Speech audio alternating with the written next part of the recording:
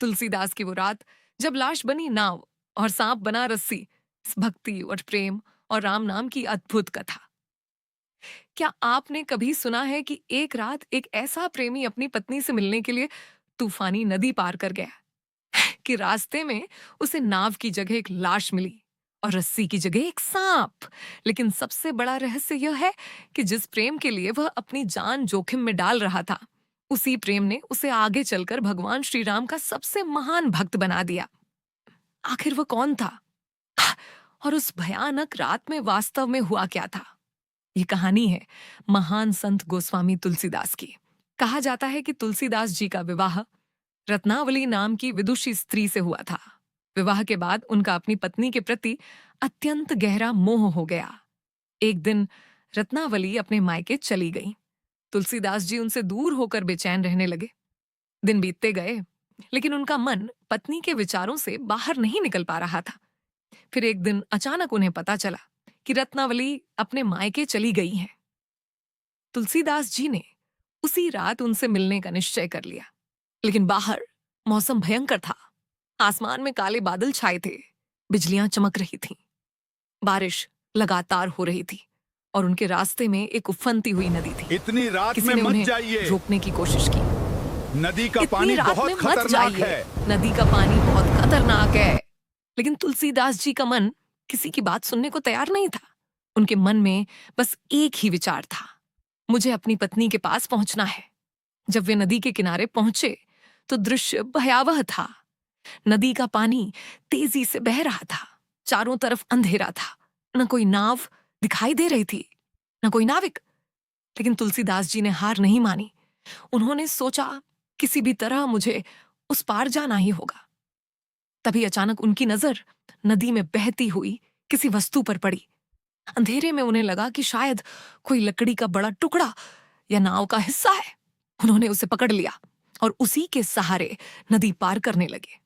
उन्हें क्या पता था कि जिसे वे नाव समझ रहे हैं, वह वास्तव में एक शव था। लोकप्रिय कथा के अनुसार तुलसीदास जी उस शव के सहारे नदी पार कर गए। लेकिन कहानी यहीं खत्म नहीं होती। असली रहस्य तो अब शुरू होता है। किसी तरह नदी पार करने के बाद तुलसीदास जी रत्नावली के घर पहुंचे, लेकिन घर के दरवाजे बंद थे। रत्नावली ऊपर के कमरे में थीं। तुलसीदास जी ने आवाज लगाई, लेकिन रात का समय था। घर में कोई उनकी आवाज सुन नहीं रहा था। तभी उनकी नजर दीवार से लटकती एक चीज पर पड़ी। अंधेरे में वह उन्हें रस्सी जैसी दिखाई दी। उन्होंने बिना सोचे उसे पकड़ लिया और उसी के सहारे ऊपर चढ़ने लगे। लेकिन जैसे ही वे ऊपर पहुंचे, उन्हें पता चला कि जिसे वे रस्सी समझ रहे थे, वह तो एक सांप था। सोचिए, एक तरफ तूफानी नदी, दूसरी तरफ अंधेरी रात, और फिर एक सांप को रस्सी समझकर उसके सहारे ऊपर चढ़ जाना। लेकिन तुलसीदास जी का पूरा ध्यान केवल अपनी पत्नी से मिलने पर था। जब रत्नावली ने तुलसीदास जी को उस हालत में देखा तो वह स्तब्ध रह गईं। उन्होंने पूछा, आप इतनी भयानक रात में यहाँ आप कैसे आए? इतनी तुलसीदास भयानक जी ने रात में अपनी यहाँ पूरी कैसे कहानी आए? सुनाई।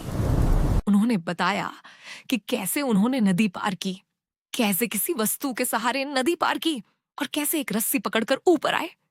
रत्नावली ने जब बाहर देखा तो उनके होश उड़ गए। वह रस्सी नहीं थी, वह सांप था। और नदी में जिस चीज को तुलसीदास जी ने नाव समझा था, वह भी कोई नाव नहीं थी। लोकप्रिय लोक कथा के अनुसार वह एक शव था। रत्नावली समझ गईं कि तुलसीदास जी का अपनी पत्नी के प्रति मोह कितना गहरा हो चुका था। और तभी उन्होंने वो बात कही जिसने तुलसीदास जी का पूरा जीवन बदल दिया। रत्नावली ने तुलसीदास जी को समझाते हुए कहा, जितना प्रेम आपने मेरे इस नश्वर शरीर से किया है, अगर उसका आधा भी प्रेम भगवान श्री राम से किया होता, तो आपका जीवन धन्य हो जाता। आपका जीवन धन्य हो जाता। ये शब्द तुलसीदास जी के हृदय में बिजली की तरह उतर गए। जिस व्यक्ति को कुछ देर पहले केवल अपनी पत्नी दिखाई दे रही थी, उसी के भीतर अब एक नया प्रश्न जन्म ले चुका था। क्या मेरा जीवन केवल सांसारिक मोह के लिए है? उस रात तुलसीदास जी के भीतर कुछ टूट गया और कुछ नया जन्म ले चुका था। कहा जाता है कि रत्नावली की बातों ने तुलसीदास जी की दिशा ही बदल दी। जिस मन में सांसारिक प्रेम का तूफान था, वही मन धीरे धीरे श्री राम की भक्ति में डूब गया। उन्होंने अपना जीवन राम नाम और राम कथा को समर्पित कर दिया और आगे चलकर वही तुलसीदास जी बने, जिनके द्वारा रचित रामचरितमानस ने करोड़ों लोगों के हृदय में श्री राम की भक्ति को और गहराई से पहुंचाया। एक रात, एक नदी, सो एक शव, एक सांप और रत्नावली के कुछ शब्द, इन सब ने मिलकर एक ऐसे भक्त को जन्म दिया जिसकी भक्ति की गूंज सदियों बाद भी सुनाई देती है। लेकिन क्या सचमुच नदी में लाश और सांप था? यहाँ एक महत्वपूर्ण बात समझना जरूरी है। लाश के नाव बनने और सांप के रस्सी बनने वाली घटना तुलसीदास जी की लोकप्रिय लोक कथा और भक्ति परंपरा में बहुत प्रसिद्ध है। इसे इतिहास की निर्विवाद घटना मानने के बजाय लोकप्रिय संत कथा के रूप में देखना उचित है। लेकिन इस कथा का संदेश बेहद गहरा है। मनुष्य जब किसी सांसारिक मोह में पूरी तरह डूब जाता है तो वह खतरों को भी भूल सकता है, और कभी-कभी जीवन में किसी एक वाक्य की चोट पूरी दिशा बदल देती है।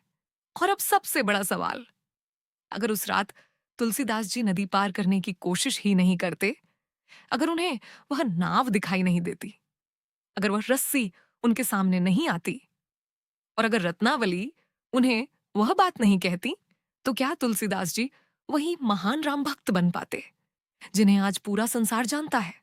शायद इतिहास का जवाब कभी न मिले। लेकिन इस कथा की सबसे बड़ी सीख यही है, मोह इंसान को बांध सकता है, लेकिन वही प्रेम जब भगवान की ओर मुड़ जाए तो भक्ति बन जाता है, भक्ति बन जाता है। और शायद इसीलिए तुलसीदास जी की कहानी सिर्फ एक पति की कहानी नहीं, बल्कि एक ऐसे मनुष्य की कहानी है जिसने अपने मोह को राम भक्ति में बदल दिया। जय श्री राम। अगर आपको यह कथा रोचक लगी हो तो कमेंट में लिखिए जय श्री राम। और ऐसी ही रहस्यमयी एवं अद्भुत धार्मिक कथाओं के लिए चैनल को सब्सक्राइब जरूर करें।